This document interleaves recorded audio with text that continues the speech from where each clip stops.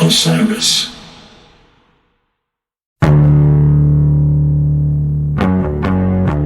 What is going on? It's Karina Reichman coming at you live and uncut here from Manhattan with my boy, Isaac Sloan.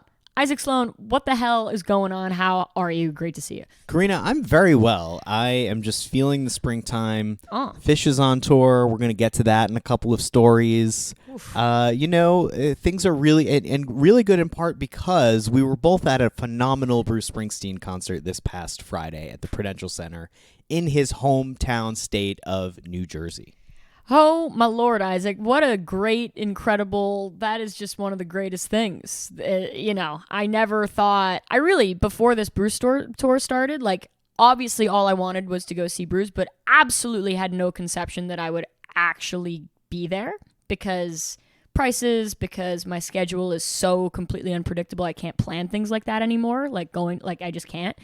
Or it feels like I can't, you know what I mean, and whatever. So it just miraculously, literally the day of, my boyfriend was like, do you want to go to Springsteen tonight? And I was like, Johnny, let me tell you, yes, I do, and juggled everything. And it was just completely out of the blue and sudden. And what a better, what the fuck, It's been a long time for me. I haven't seen Bruce in many years at this point, and I love him endlessly. And, it was in sort of stark contrast to the night before. I was very blessed to see my friends Medeski and Martin open for the Great Snarky Puppy, which is 13 heavily incredible schooled music cats, coming together to create this sort of very intense, broad, elevated, quasi-conceptual jazz-esque music that was just very intense, and it's very sort of,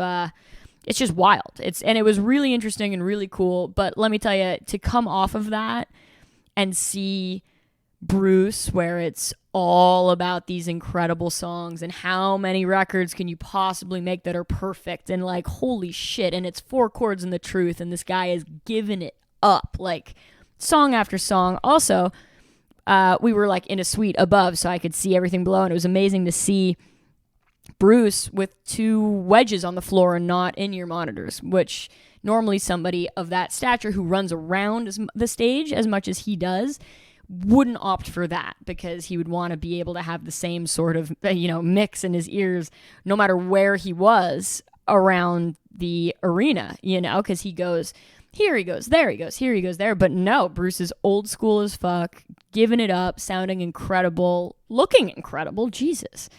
And I was just wildly impressed. You have seen now 3 shows on this tour. I did, yes. I saw Philly in March after they were off. They canceled, or rather postponed 3 shows in the middle of this tour. Right. With no real announcement about what was going on. Sure. But they bounced back in Philly last March, and that was a great show. I mean, I have been seeing Springsteen and the E Street Band since 2007. It was one of the first concerts I saw, and then one of the first bands I repeatedly went to go see.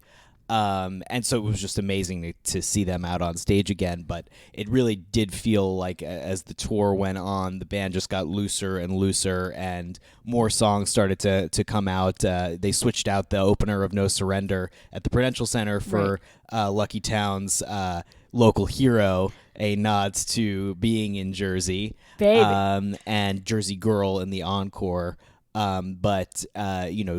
Madison Square Garden got Jungle Land. We got Hard to Be a Saint in the City at the Barclays Center. And then over the 2 nights at the UBS Arena, they got Lucky Town, the title track, off of that album. As well as Born in the USA and Mary's Place, which we got at the Prudential Center, back in the set list. And they're off to Europe in 2 weeks. So this was really an amazing send-off of this first leg where they pretty much stuck to a set list. But even in that, we're able to let loose. And I loved it a lot. And, I got to see him on tours where there was really no structure, and they were calling audibles and taking signs from the audience and learning covers on the spot. And he really brought a similar creative energy and presence to a more structured show. Sure. And you certainly got a great one on Friday. I was just reeling from that show all weekend. So cool. Yeah. Like, what the fuck? Incredible. And allegedly he got COVID right after that. I heard that too. Which is unfortunate, but they named, while that's unfortunate news, New Jersey also named a holiday after him. On his birthday. On his birthday right after that. So, like, what, just a plethora of things happening for my man Bruce in his home state of New Jersey. I mean, nothing, like, there's literally nothing more emblematic of New Jersey than Bruce Springsteen. So it's a long time coming. I mean, shit. Totally, yeah. I saw one run at the MetLife Stadium where the Giants play their games on the evening before Bruce's birthday. And the show was postponed start time because of crazy storms. And we were huddled under kind of, I don't know, maybe probably like the stairs or escalators at MetLife Stadium waiting for hours for the show to start. And so it went well past midnight. And after midnight, he just started to work "It's My Birthday" into the lyrics of just about every song. So it is great that New Jersey is honoring it as well. I mean, local hero, you cannot say enough about it. Really can't. Beyond thrilled that I got to like see a piece of it. It's like the coolest. I was so happy like that it just fell into our laps and I was like, yes, baby, yes, this is the best surprise. Yeah. Holy shit. So that was really iconic and incredible. And there's something, we're sort of in the days between of a festival across the country, Isaac. It's called Coachella. It might be the biggest in the country. It may be the most recognized. Yeah. I mean, it's kind of what people think of when they hear music festival. Certainly. And it's changed quite a bit. If you look at the first year's lineups, you're seeing Beck, you're seeing Radiohead, you're seeing Tool, you're seeing like, incredibly, different sort of stuff than you're seeing now. But now, I mean, it's still pretty wildly eclectic in its own right, even though a lot of it is brand new, very trendy, very hipster-esque things that are like of the moment and happening du jour, if you will. A lot of things happen. We can't even begin to cover it all, but basically right now we're recording on the Tuesday in between the two weekends of Coachella. And last weekend unveiled a few things that we'd like to highlight. Number one, it was the first proper Blink-182 show with the original complete lineup since 2014, which is cool in a lot of ways. That band has undergone a lot of crazy stuff, and Mark Hoppus just got over his cancer diagnosis and treatment and whatnot, and so this marked his return to the band. He was replaced by Matt Skiba from the Alkaline Trio for a few years of touring there, and then they sort of didn't do much at all. It really shows how time has passed because I saw the reunion in 2013, 2014. Right. And now it's considered another kind of reunion, which is really crazy. Exactly. It is, I guess, 10 years since I last saw them. Isn't that crazy? I had that thought wild. too. I saw them on September 11th, 2013, do an underplay at the Music Hall of Williamsburg, which I put in my cap as one of the finer underplays that I've seen in music. I've seen now, Blink at Music Hall of Williamsburg. For those who don't know, this is a 500 cap club in Brooklyn, New York. Blink, Skrillex, the Deftones. I was about to say Weezer, but I actually saw Weezer at Rough Trade, which is even smaller. But anyway, that was just such a great night of music, and they're so the perfect band to do something like that because they are yet another sort of pretty emblematic band when it comes to, they wrote several incredible singable records that are so ingrained into the history and development sort of American punk rock, whether you like it or not. You know what I mean? And I think their definition, not for everybody, but those who loved them, revered them, and adored them. And for better or for worse, because now isn't he with Kourtney or Khloe Kardashian? I don't know any of the Kardashians, but Travis Barker has sort of become this sort of other, very LA celebrity. He had that, that reality show Meeting Up with the Barkers, God knows what, you know what I mean? So going from sort of this scrappy Californian punk rocker in 1999 to what he's developed into, it might leave a sour taste in some people's mouths, mine included, but you cannot knock the fact that Travis Barker reinvented that sort of extreme punk rock drumming, and his choices and his fills and his, incredible snare rolls and all these things like completely shaped the sound of that trio and shaped the sound of modern punk rock.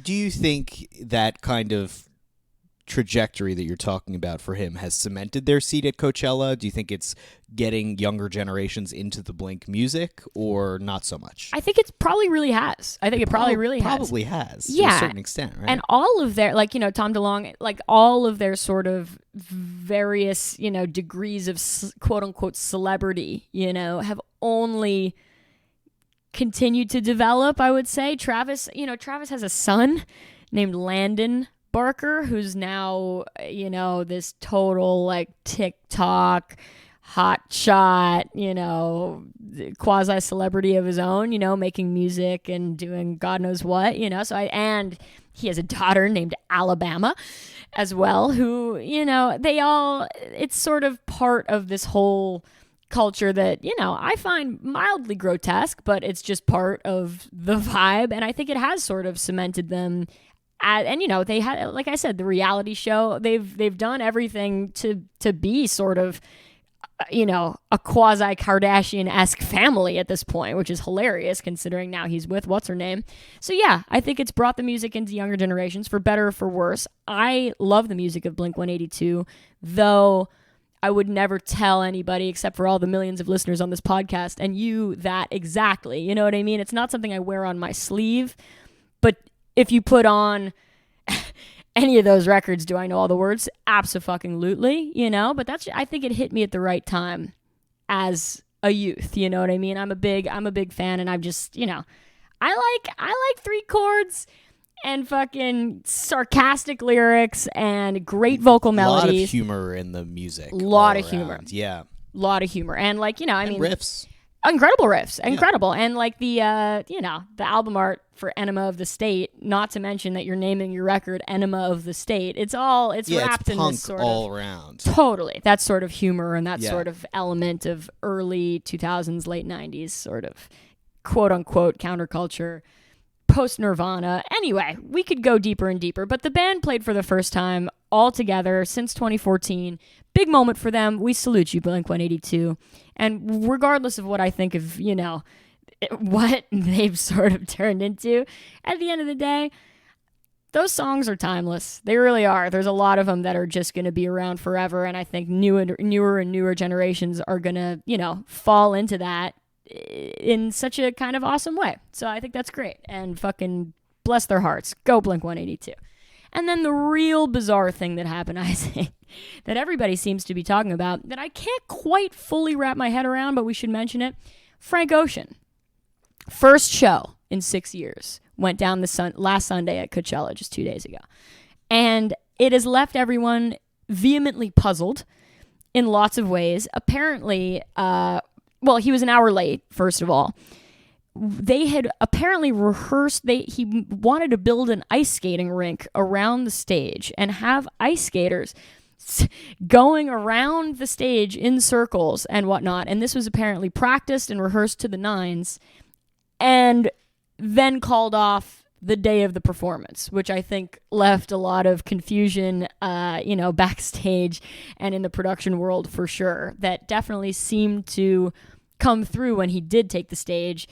It's been described as just bizarre and puzzling. There was apparently a DJ set that sprung up in the middle of the show to lead people to think that the, performance was over, but it wasn't.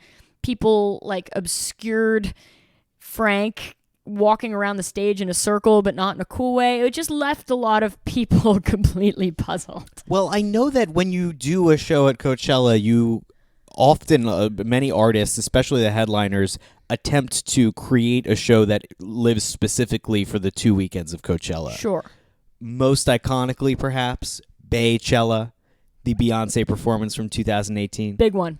That's a big one. So I understand that there's probably a lot of competition, subtle competition. Oh, yeah. A lot of sort of artistic pressure and excitement and probably budget and team involved in these kinds of things. It's honestly boggles the brain to think of the absolute insurmountable pressure on a guy like Frank Ocean putting on his first performance in 6 years in front of probably one of the biggest crowds in the country. In fact, certifiably one of, if not the. Well, and the whole thing is like YouTube televised, live streaming all weekend. Completely. And lives on Instagram forever. And an infamy if things go wrong, it's a real thing. And, I wasn't there. I'm a Frank Ocean fan, not a super fan like some, I drift towards Tyler, the Creator, if we're gonna, go in the Odd Future realm of things. I'm a big Tyler fan. I'm a big Earl Sweatshirt fan. I'm a big Domo Genesis fan. Like, it's all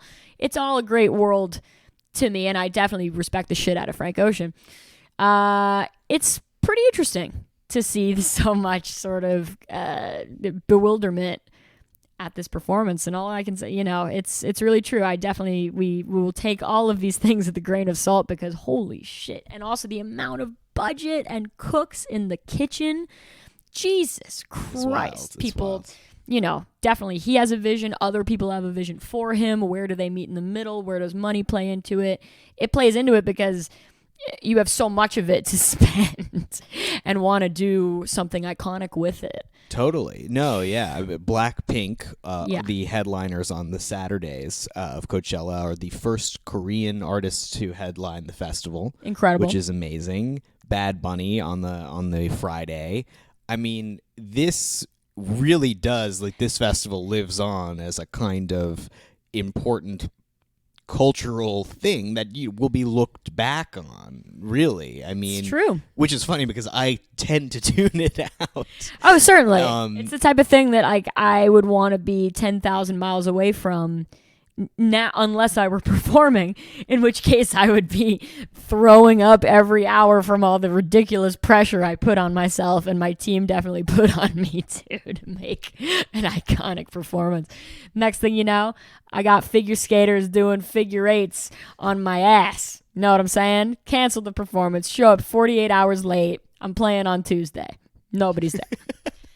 Anyway, good talk. And you know what else is really interesting, Isaac? Let's give a fucking warm, resounding shout out to my brother, my boy in musical experimentation and development, a key pillar in Karina's life, the man who changed it all. His name is Marco Benevento.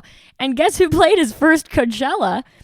Marco Benevento, as a part of L. Michaels Affair. And if you don't know L. Michaels Affair, you actually do, because you've been in every restaurant, coffee shop, hipster-esque establishment where they are playing his reimaginings of Wu-Tang Clan songs, which are, he has a very signature style. He's a producer. He plays keys. He plays horns. He's a wildly talented guy who has made an incredible name for himself in all of these realms, namely as a producer. And he put out these records that reimagine all these Wu-Tang Clan songs with this very defined aesthetic that's extremely retro, extremely tape saturated, extremely, sort of sounds like it's of a past era. It's retro fetishism in the most spectacular way. And he and Marco are good pals. They record all kinds of stuff together. Leon famously produced Marco's one record before this last one, which is called Let It Slide, with his signature imprint on it. And I'll tell you what else is exciting, Isaac. Of course, Marco's up there shredding piano with my boy Leon and Nick Mufshawn and Homer, and he has basically this wrecking crew of musicians that play on all of his stuff, and now Marco's really been ensconced into this world, which is fantastic. Famously, Marco appeared with all these cats, backing up Freddie Gibbs and Madlib on a Tiny Desk performance that people still to this day text me like, yo, is this Marco? And I'm like, oh yeah, it's Marco. And Freddie Gibbs sat in for the L. Michaels Affair performance at Coachella, which is very, very cool as well. That is very cool. And that's a performance on YouTube that I recommend everybody check out. If you don't know NPR Tiny Desk, check out NPR Tiny Desk. Yeah, it's great. And What's the name of this performance? The L. Michaels. Oh, that one? Yes. That one? That's Mad Libs and Freddie Gibb. NPR Tiny Desk will get you there. Gotcha. And it definitely has this entire wrecking crew of, Leon Michaels, his L. Michaels Affair musicians and wrecking crew backing them up, basically. And a very notable shout out to L. Michaels Affair and Black Thought, the very legendary MC of The Roots, just dropped their joint record on Friday, which is a big deal. Marco Benevento plays on just about this entire thing as well. And it's one of the better hip-hop records I've heard in a long time. It's really incredible. I was very happy and blessed to be in the studio with Black Thought and the L. Michaels Affair and Marco a few months back. I remember this. Listening to all of this, and I was like, holy shit. And it really blew me away, and now it's literally out for public consumption. Check it out.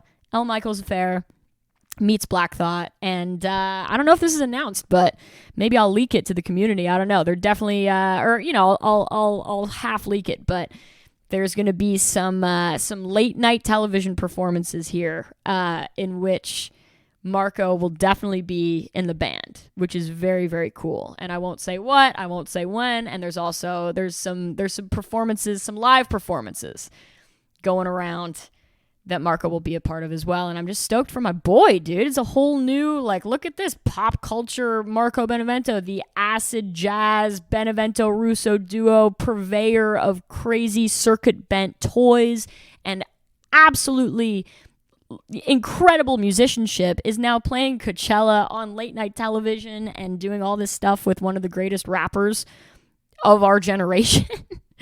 It's unbelievable. So I'm so proud of my boy, and I'm so stoked for him, and I cannot wait to see him just a few days after Coachella. We're going on a little weekend jaunt on the 27th, 28th, and 29th. So it'll be great to catch up and hear all the tales from, what's it called? Desert Valley, Indio, California, whatever they call it.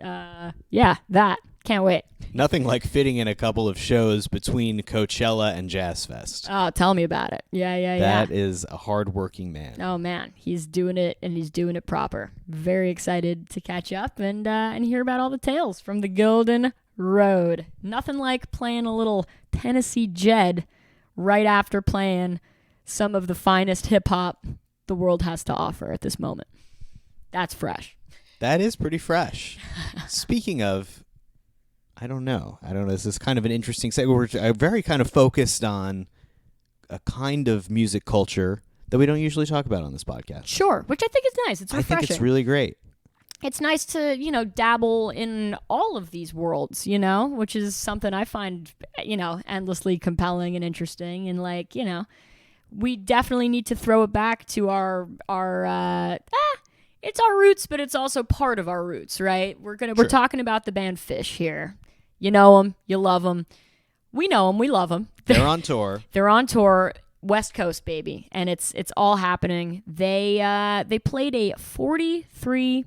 We're just cutting to the chase. We're going to cut it to the chase. They played a 43-minute long tweezer last night. That is a Monday night Never at the miss Greek. A Monday show at the Greek Theater, Berkeley, not the Greek in LA. Correct. Don't get it twisted.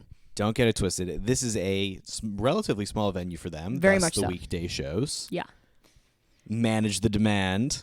And they were performing in 42-degree temperatures. Yeah, that Bay Area chill. Let me tell you, Bay Area, it's one of my favorite places in this country. It doesn't, if you go over to Marin, I feel like there's sort of more sunshine over there. But that, when you're across the bridge in the Bay, Berkeley, Oakland, whatever it might be, it can get foggy. It's rainy all the time. It's pretty temperamental weather-wise, and it definitely is not experiencing the same incredible swells of heat that we're getting here on the West Coast. So, and you said that this seemed to have some impact on the performance. Is that correct? I don't know anything about last night's show, really. Yeah, they, and for better or for worse, it's all good, but there's a lot of chatter is amongst us, right? That the first set especially really knocked Trey's guitar out of tune in a big way that, even to those amongst us who are not musicians and don't have perfect pitch or perfect ears, people were definitely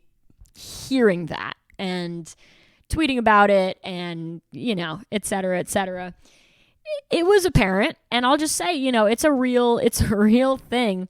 And people were asking me actually, like, does weather affect the tuning stability of the instrument? And the answer is a fucking resounding hell yeah, brother. It sure does. Not only does, so let me run this down for the non-musicians among us. If you play a guitar or a bass, the neck of the guitar, the thing with the frets on it where you press down on the strings, it is made of wood, typically, right? And the wood, in very extreme heat and humidity and very extreme cold and dryness, the wood basically contorts and either swells or, kind of diminishes. And it can completely, not only can the tuning get completely fucked up, but your experience of playing the instrument can change drastically. I will hearken back to some of my earlier gigs this year where I was playing outdoors in Lake Placid in 21-degree weather, and then the next week flying to Miami, Florida, and playing in 88-degree weather.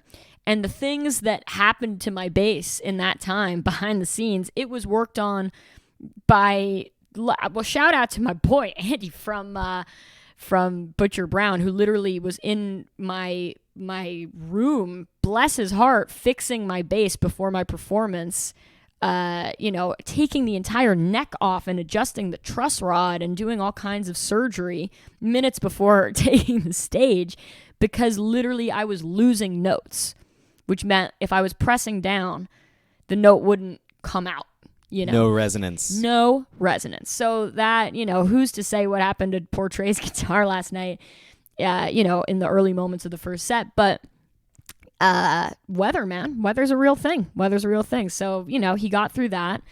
And the 43-minute Tweezer, Isaac, really wild stuff. And it almost felt like, to me, like the first 15 minutes of this jam were sort of not awe-inspiring at all. It was like a lot of and it almost felt like after that point, the band almost like subconsciously or consciously or whatever felt like, all right, guys, like no more pussyfooting around. There was nothing sort of to chew on. There was nothing to really latch onto. And then the rest of it was absolutely insane and fantastic. And it's just, it's pretty cool. And I believe the last time Tweezer was played on a Monday was at the Garden in 2019.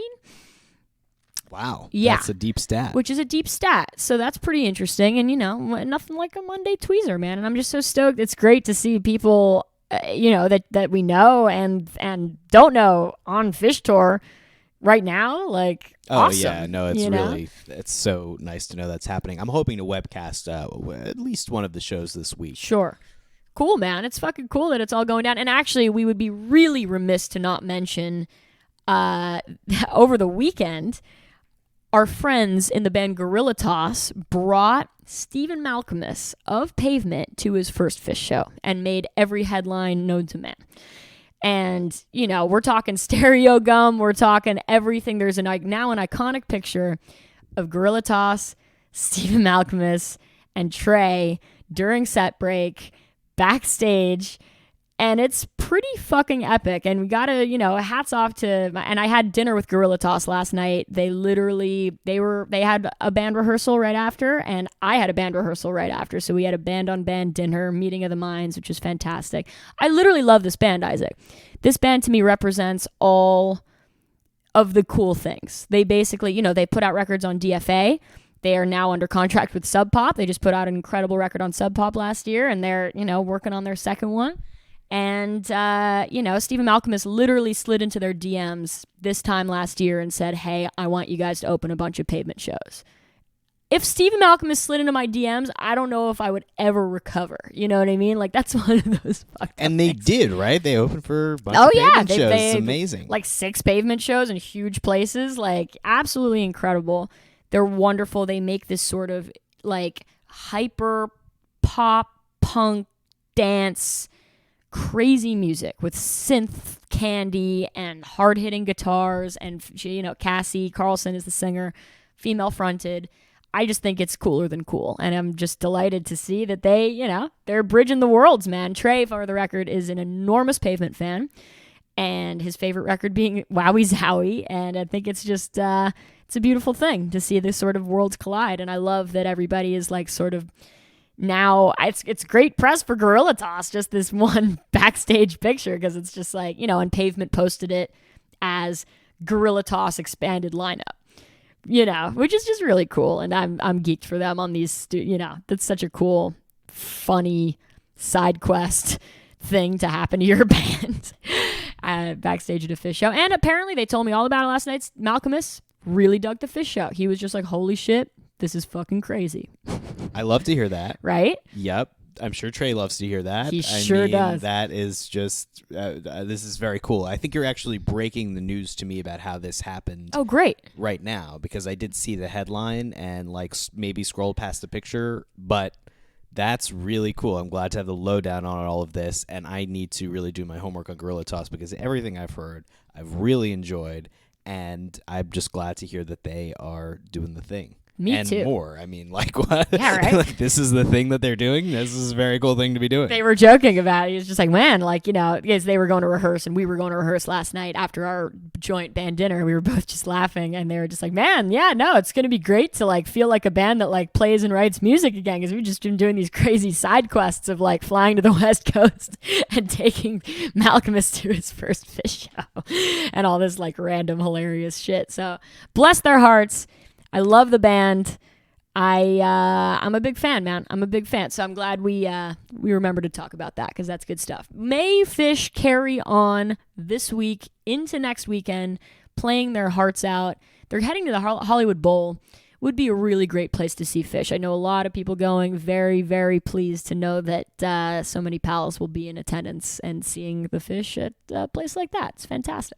Trevor Walsh, maybe? No doubt. Shout out Trevor Walsh for being the most incredible. He's our pal. Loved this guy. He helped me curate 2 hours and 20 minutes of dirty South crunk Houston hip hop music from under 2005. We're talking Paul Wall. We're talking Bun B. We're talking Mike Jones, who shouts out his own phone number in every song. 281-330-8005.